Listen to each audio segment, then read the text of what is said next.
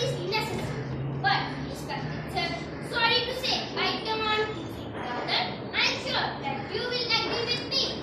Respected President, tuition is just a mental torture for the student. Parents and their children decide as they learn, but their students get confused because the way of teaching at school and tuition center is completely different. Some times ago, students were considered this. Now it is a status symbol. Parents is proud to say that the children are going to select a chemist. Respected President, if tuition is necessary for education, then what is the need of a school? Why are they qualified? Then specialist teachers in the school who are providing quality education, but not methodology. Respected President, children are sent to tuition to get high grades and marks. For this purpose, tutors provide them ready-made notes and ask them to learn it by heart.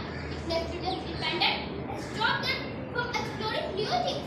Actually, tuition is a slow person, and all this affects on their mental growth. Respected President, my fellow has said that illiterate parents are bound to send their children to tuition center.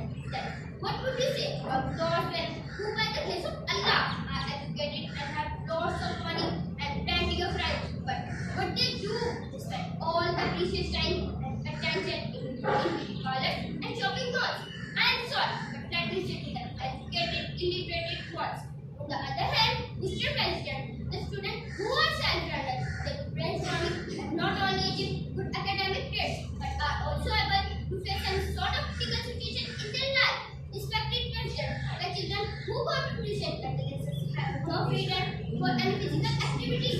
They miss lots of enjoyable things because of this busy routine. So, Mr. President, on my